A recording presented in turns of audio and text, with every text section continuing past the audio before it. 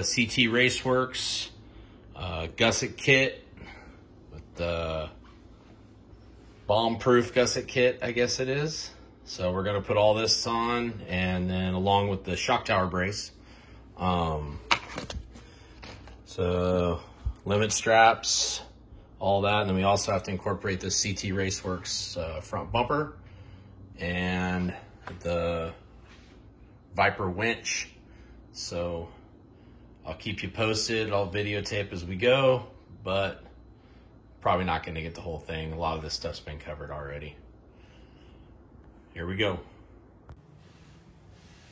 So we're gonna start by taking all these this front clip off. It's kind of going to be a learning curve for me. I've never worked on a Can-Am X3 before, so it should be fun and interesting. All right, it's all unbolted. Let's see if it comes out in one piece. Uh-oh. Hung up.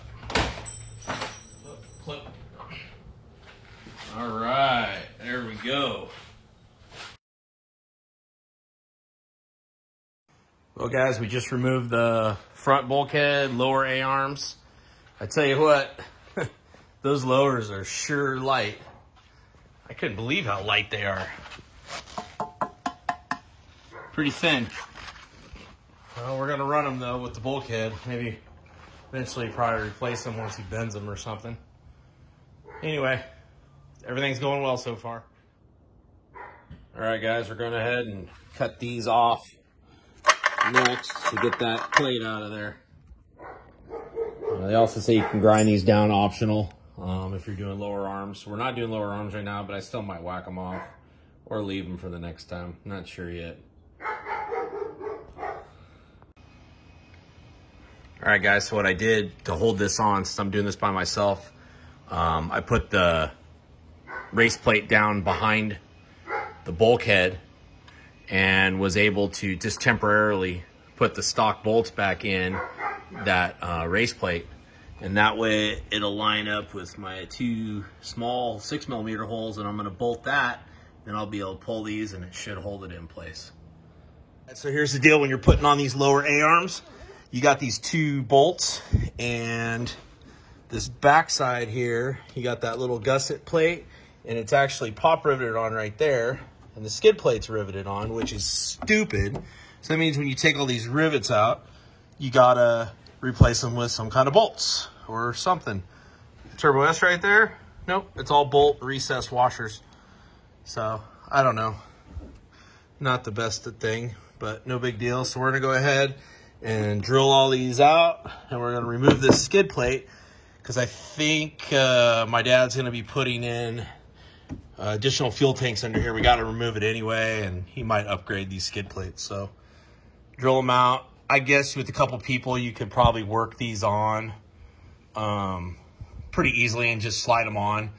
But we're going to go ahead. I'm by myself, and I tried a little bit, and it's kind of a pain. It'd be quicker just to take this skid plate off, pull them out, which it recommends doing in the directions as optional, but by yourself, it's probably the best way.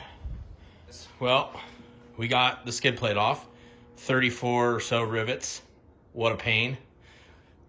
When you're drilling those out, I suggest putting something underneath them to get a little downward pressure. It makes it so you can just drill them straight through there so they don't spin. Because if they spin too fast on you, they'll go right through like that. They'll just kind of go right through there. Anyway, I'm sure some Can-Am engineer is laughing his ass off the first time someone took one of these off. Also, when you're drilling those rivets, point wear long sleeve shirt, because all that hot metal gets right on your arms when you're laying underneath this thing, and it burns a little bit, a little sting here and there. Anyway, it's off. So we got the lower gusset in that goes over the top of the crossbar there. It was kind of a pain to get on as far as it wouldn't sit down flat. I don't know if you can see, it's notched out for that 1-inch tube, but I'd use a pry bar between here, and I wedged it to put some leverage on it to get it down over in order to get this last bolt through. The other side went on easy, but the second one, it took a little muscle. But anyway, that part's on. All right, so we went ahead, removed the diff breather like we talked. The upper gusset plate sits right in there. You want to put that in first because it lays on top of the actual gusset where the A-arms mount to. So you lift this in, get that in there. I did it from the driver's side. You have to with smart lock because the smart lock's in the way. And then this will slip underneath this gusset. And then you have a bolt hole here. We're gonna line up eventually. You can see, well, bam, put the 1/2-inch bolts in there. And then this bolt's down through here with, I think they're 3/16 bolts. So we'll get those in. And then over here, the long A-arm bolts push through the gusset, or the brace, we're gonna call it, all the way through these A-arms. All right, guys, so we got the A-arm, upper A-arm bolts all in. Definitely need to turn your steering wheel in order to get the back passenger side bolt in on the A-arm, but it's through. This smart lock really, it does get in the way. I found that just taking the bolts out of the passenger side, passenger side of the diff, allowed the diff to get pushed over enough, because see this bolt right here, to get through the bulkhead and the bumper and all that, it needed to be pretty straight. So that was the easiest. I wound up just taking both the bolts out, push this over far enough to get it in, and then she slid right in. So all the bolts are in. There's the top gusset plate. Sorry for the bad lighting. There's the 2 bolts coming through. We're gonna have to nut and wash those. Both sides. Got the back in, front in. There's more of the plate. Definitely would have been easier with another person to help out, but totally doable by yourself. Don't get frustrated. But anyway, so now it's time to tighten everything up and get this thing back together and put the shock tower brace on. All right, well, CT Raceworks gusset, bomb-proof gusset kit is installed along with that Recon bumper. It's a good little project. We're getting ready to do the shock tower brace next. As far as, I kind of went over most of this stuff as we went. I'm just trying to kind of film as I go. I didn't set up the GoPro or nothing because honestly the lighting in here isn't very good. But we got it all bolted up.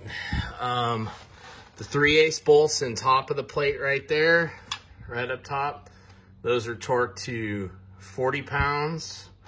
The 1/2-inch are at 65 pounds, and the 12 millimeters are at 80 pounds. So we're just gonna that's all squared away. We'll do the shock tower brace next. Hope this helps anybody. I'll tell you one major thing that look out for are these bad boys right here. They are sharp. I probably hit my head right in the forehead like 5 times. I'm surprised I didn't cut myself. But now I know, even if I know, I still hit them. So we just got done doing the CT Raceworks bomb-proof gusset kit. So that's all on, along with this CT Raceworks front Recon bumper. So everything was already taken apart and removed. We're gonna do the shock tower brace next. So basically everything's removed. You have this lower gusset, and that goes right down, right over the front of the nose.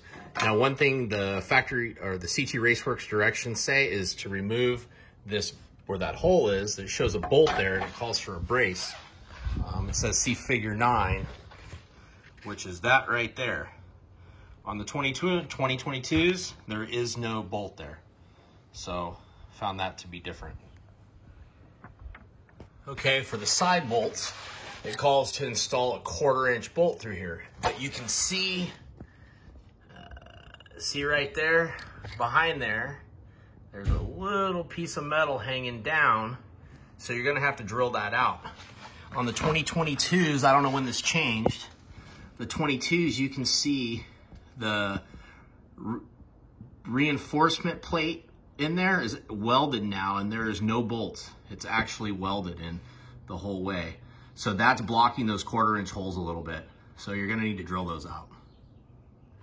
All right, quick note, when you put this front gusset in for the shock tower brace on the front nose that we just talked about, if you're doing the bomb-proof gusset kit, do yourself a favor and slap this, if you're doing it at the same time, slap this thing on first, because it's pretty tight in there.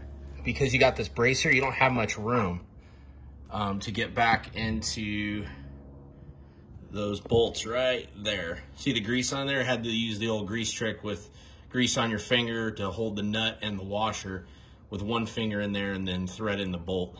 It's kind of a pain. Also, go ahead and leave the breather tube off before you install that. It'd make it easier, as you can see, to get your hand in there to get the nuts. It's kind of tight between the brace and everything, between this new gusset and all that. So if I was doing this over, for sure, I'd put the CT Raceworks gusset for the shock tower brace on first. There it is. You can see it's kind of tight in there. There they are. Not there. Uh-oh, can't get it. Right up in there behind that hose from this angle. So put that on first. All right, holes are drilled out. We used a 5/16 bit. Real quick, it's gonna take a second. And then took a little touch-up paint, painted the inside of the hole so we don't have any raw metal. And we're good to go. Let that set up for a minute. I'm gonna slam those other bolts in there. When you're drilling, just be mindful of what's behind you. I did kind of barely graze that new plate we put in there, but everywhere else it's pretty wide open. So just go ahead and do it. All right, so the brace is bolted in. You got the 1/4-inch nuts, and I think these were, 5/16, if I remember right. They're all in under there. This one's kind of, the top ones are kind of a pain. I wound up able to get, what did I get? 1/2-inch socket underneath there, shallow socket, and then a wrench on top, gear wrench on top. So that's how we did those, and went on pretty well. Directions is called to get them good and snug tight. Okay, next step was to put the actual risers on the bomb-proof shock tower brace. So what you want to do is just kind of move the radiator from one side to the other.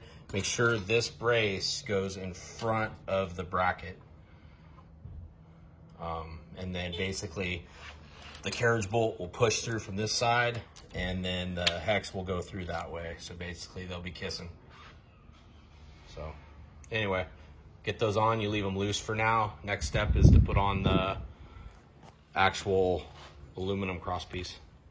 All right, so we got our shocks back on. Smart shock control wires all back in there. Use dielectric grease on that. We rotated the shocks. My dad wants the reservoirs on the outside because he's going to be doing a washer bottle kit, and that sits inside of here somewhere, and I guess you got to move them to the outside in order for that to clear. Basically, we went ahead and did the limiting straps.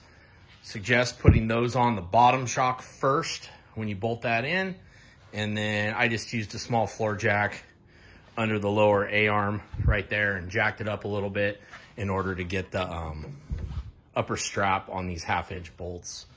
There's an offset in there, you can see, for these limit straps, but they fit well. Okay, so when you tighten everything, you're going to tighten, basically start from the top. You're going to go 80 pounds on the shock bolts, 80 pounds on the 1/2-inch bolts that carry the supports and the limit straps. And then down here, carriage bolt's 30 pounds, and this 3/8 bolt is 30 pounds as well. And that'll tighten everything. Then I like to do my shocks really when they're on the ground. So I'll probably just do the uppers and then do the lowers once the thing's settled on the ground. So when I put the radiator back, one of the passenger side hose, let me see if I could find it. Okay, there you go. You see that? The bolt, the lower 3/8 bolt is right up against that radiator hose. So once I tighten this radiator hose back, it was pinching into it.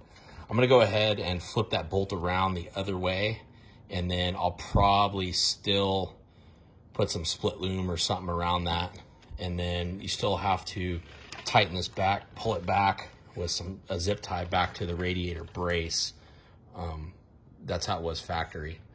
But with these arms here, at least on this 2022, it pushes those things pretty, I mean, it's tight up against this arm. So I'm gonna go ahead and run that split loom probably through this whole area here. I have some 1 1/4 I think will work. I don't know if you can see that there. Anyway, I'll take a little quick video once it's done. Okay, so I went ahead and wound up loosening this bracket up so I could remove this bolt because the directions show it going this way. But when you did that, you can see the radiator hoses right here, and it was like right there into the hose. So I flipped the bolt around.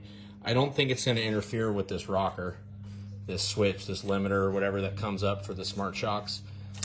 If not, we'll trim that bolt back. Or if it does, we'll trim that bolt back. But it shouldn't.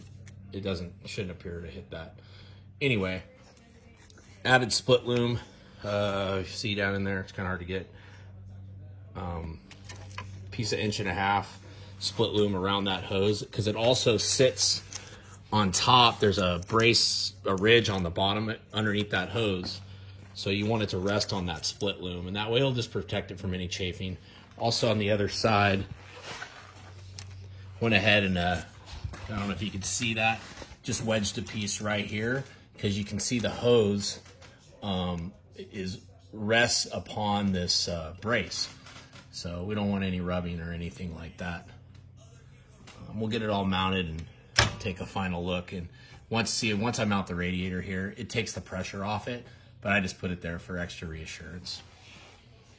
Anyway, I'm gonna bolt this radiator up. Have some brackets to put on for a light bar real quick. Okay, radiator's all bolted back up. Everything's good. We're gonna run some additional wiring and stuff before we put the nose back or the cowling back on. But yeah, everything's tight. Ready to go. Radiator's nice and tight. There's that clearance we were talking about. It's not tight, but it definitely, I prefer having that split loom right there. Anyway, yeah, pretty good project all in all. Let me know if you have any questions. I know I didn't cover everything. I kind of shot bits and pieces, but let me know. I hope you get the general idea. But we're all good and ready to go. Thanks for watching. Buckled Up Off-Road.